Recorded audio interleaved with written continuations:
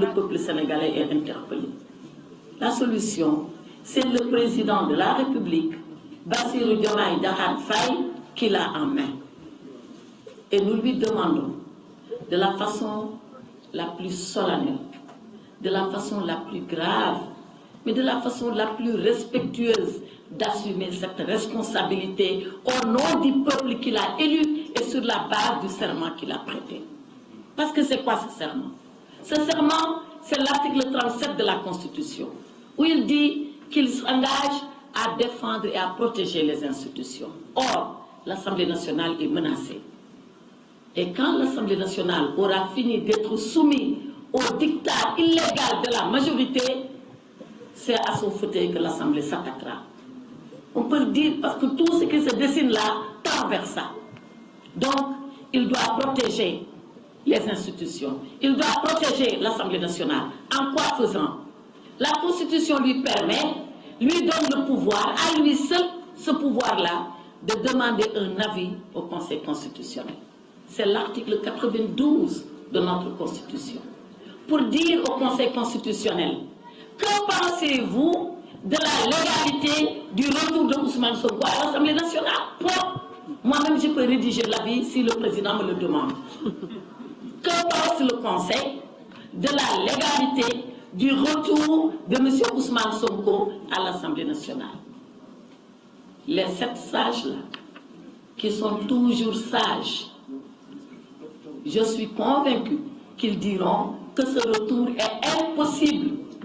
Il est impossible parce que Ousmane Sonko, Premier ministre du Sénégal, élu député, est retourné dans ses fonctions de Premier ministre en application des articles 123 et 132 du règlement intérieur sur les incompatibilités, que cela rend impossible le retour de Ousmane Sonko à l'Assemblée nationale. Et la cause est entendue. Et la cause est entendue.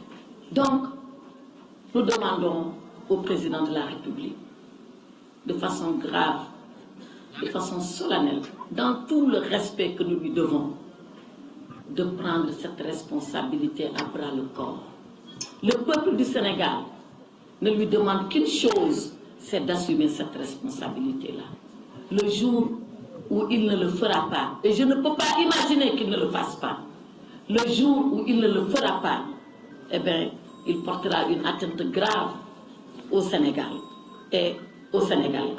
Donc, Monsieur le Président de la République, le groupe parlementaire Takku Wallu Sénégal, qui représente le peuple à l'Assemblée nationale, comme vous, ce peuple-là vous a élu, le groupe Takku Wallu Sénégal vous demande, devant ce peuple qui vous a élu, devant ce peuple qui vous a mandaté, et vous rappelant les termes de votre serment, d'engager la demande d'avis auprès du Conseil constitutionnel, de défendre l'Assemblée nationale, qui est cette institution vénérable de la République, et de faire de telle sorte que le Sénégal, qui a toujours été un pays de droit, le Sénégal, dans sa singularité institutionnelle, regardez les pays qui nous entourent et ce qui s'y passe. Si nous sommes restés debout, c'est parce que nous avons des institutions solides, des institutions pérennes, des institutions que tout le monde garantit. Et le premier garant de ces institutions, c'est le président de la République. Nous l'appelons respectueusement à cette responsabilité pour que ce coup d'État institutionnel qu'on veut opérer le mardi à l'Assemblée nationale, que ce coup d'État ne puisse pas prospérer. Voilà ce que je voulais dire au nom du groupe parlementaire Takku Wallu Sénégal, en vous remerciant, en remerciant mes collègues, en remerciant tous les responsables de l'Alliance pour la République qui nous accompagnent cet après-midi dans ce moment solennel où le Sénégal est à un tournant.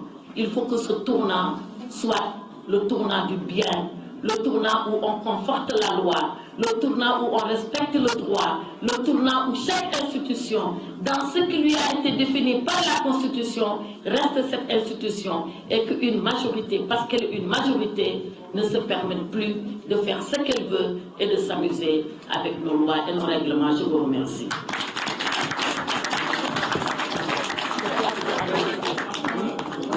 C'est bon, hein?